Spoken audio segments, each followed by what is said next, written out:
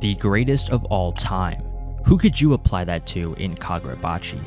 Well, what about a character who's been through it all, from beginning to present? One that's experienced great losses in his life, yet to this day continues to fight the current battle. A mentor, friend, hero. Someone who'll always have your back, who'll always be there when you need it most.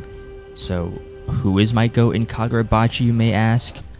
Ladies and gentlemen, I present to you Mr. Togo Shiba. This week's chapter of Kagurabachi displays the sheer amount of will and determination from our heroes to keep a man's dream alive. No matter how beat up you are, remember your fallen comrades, especially the one who never gave up till his last dying breath. Living your entire life being protected by others, by those who have genuinely cared and believed in you. Now this time, it's your turn to take the limelight and save them from the coming horrors ahead. Even when the government wants you suppressed, by any means necessary, the flames must keep burning. On this lovely Sunday, I hope you enjoy my Kagurabachi Chapter 128 review. Picking up from where we left off, as two Masumi members try to damage the forge, Subaru stops the both of them with the help of his clone. However, since the forge has been going on for nearly 2 days, not only was it just Kunishige who hasn't slept the entire time, but Subaru as well. In fact, due to Subaru constantly using his multiplication sorcery to help and maintain the forge, he's even more exhausted than Kunishige. This sort of reminds me of curse technique fatigue in Jujutsu Kaisen. Like when Teen Gojo had been using his curse technique non-stop for also 2 days, without sleep either. Speaking of, since Kagurabachi is going on break next week, meaning no new chapter until the 23rd of August, my next video will be about JJK. It'll be my first JJK video in 2 years, so yeah, look forward to that. But back to the chapter though. The Masumi starts throwing some shuriken at Subaru, to which Subaru responds by tossing his sandals as a counter. Wow, what a Taro Sakamoto type defensive play. However, the shuriken are attached with smoke pellets, as both Joji and Subaru's field of view become impaired. Glad to see Joji officially joining our side now. It was already hinting that in the last chapter, but to actually fight back against the Masumi, ninjas directly deployed from the government, proves his stance even more. Unfortunately, we don't get to see Joji fight in this chapter, but we know he's pretty capable, as Subaru praised his sword fighting skills back in chapter 115, and now in this chapter, he tells him to handle the second Masumi member. With the smoke still blinding the battlefield, Subaru senses quick movement and unleashes his sword to once again defend off an attack targeted towards the Kiro, the very important pipes that keep the fire from the furnace alive. However, the Masumi member quickly switches stance and tries to hit Subaru with another swing, although Subaru immediately adapts, unsheaths, and breaks one of the Masumi member's katanas in half. Knowing that swords are weaker when there is force applied at its sides, Subaru intentionally aims his attack there. The tremendous level of skill displayed. I mean, hey, he's claimed as one of Japan's few historical living treasures for a reason. His understanding of katanas, their anatomy, spirit energy, creating veins. It just makes me even more excited to see Subaru's full potential when he eventually fights a Mikaboshi warrior, if that were to happen, or when he later fights against Akamura at the end of the Seiti War, or even just seeing Subaru appear again back in the current time. This entire flashback arc, the longer it's been going on, the more times we've been getting to learn and spend with these characters, the better the payoff will feel once we return. Like, imagine Subaru meeting Chihiro one day after all we've seen and his growing past and chemistry with Kunishige. That's gonna be quite something to look forward to, as maybe Subaru will act as another mentor role for Chihiro. Without getting too ahead of ourselves, however, suddenly a blade is met with Kunishige's neck, as the Masumi member that took down Shiba in the last chapter has entered the forge unnoticed upon arriving, as Subaru thinks that this guy has to be the leader of the three. It then cuts back to one of the leaders of the Sorcery Bureau talking about how Kunishige is being selfish, risking the fate of the world by pursuing this enchanted blade scheme, ignoring the government's verdict, ignoring their plans, and stomping on Chiaki's resolve. The fire that the Bureau wants to put out is not just the forge itself, but Kunishige. And on one hand, I definitely understand why the government would be opposed to putting the world's fate on a no-name swordsmith,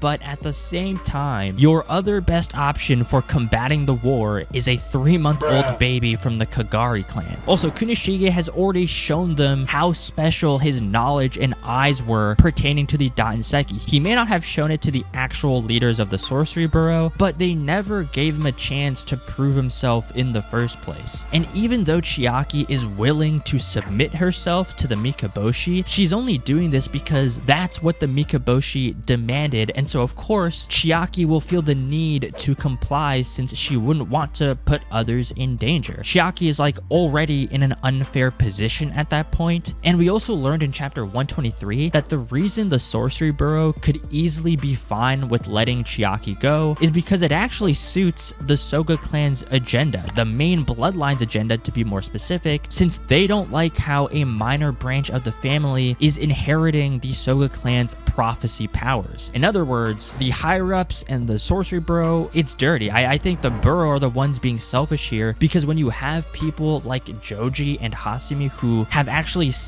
witnessed what Kunishige can do, then you'll know that there exists an alternative, that there is an answer, and that is Kunishige Rokuhira. In the next page, we step more into Kunishige's resolve and his reason to forge blades. He thinks back to the day when he and Chiaki were playing with fireworks until a creepy man with a sword appeared and tried to rob him of his father's fortune. Luckily, Shiba was around the corner and beat the guy up before he could attack them. However, the creepy man's sword landed on Chiaki in the process, causing her arm to bleed, as it was a sword that Kunishige's dad crafted, with the creepy man having been one of his customers. And so knowing that it was basically his dad's creation that hurt Chiaki, selling it to evil, low-life people, being his dad's resemblance that took his mom's life away, that fear, the fear of not being able to do anything for anyone while others get hurt because of him, it was the day when Kunishige realized that he needed to do something to confront these fears. All he's got, all that was left of him, were these special red eyes suited to see flames up close. And so to not become like his father, to protect those he cares about, Kunishige decided that he's going to forge blades. With his own ideals, different from his father's, he's going to keep forging and forging until he can craft blades that can protect those closest to him. And so even at death's door, with a katana at his neck, Kunishige doesn't look away. His eyes are still locked on to the forge. And that's when we see Shiba teleport the Masumi leader back outside and says, "I won't let any of you get in the way of a man's dream." Shiba, who was battered and bleeding head to toe with his healing treatment suspended in the last chapter, who struggles to even stand, let alone breathe in his current condition, the Masumi leader says he'll die if he continues, but Shiba responds, "And so what if I do? Even if you cut my stomach open, there are those who just won't give up a fight." Shiba thinks back to his partner in crime, his duo. When Mashiro got pierced with a hole in his stomach, he never chose to give up till his last dying breath, using all his might to compress an entire ironclad ship with his sorcery, and even trying to pressure his sword at Aryu while facing the true powers of the Sumika. That is what pushes Shiba. No matter how injured or damaged he is, just like Mashiro, will use all his might to the very end. And so, going back to the forge, knowing that Kunishige is all alone now, the two Masumi members immediately jump to attack him. We even see Subaru trying to catch up, but before any of them can land a hit, the chapter ends with Shiba once again coming to the rescue, teleporting the bad guys away, and says to Kunishige, "This time, you'll have to be the star of the show." And Kunishige responds, "Yeah, I got it," as he keeps on watching the flames. That's why he's the GOAT!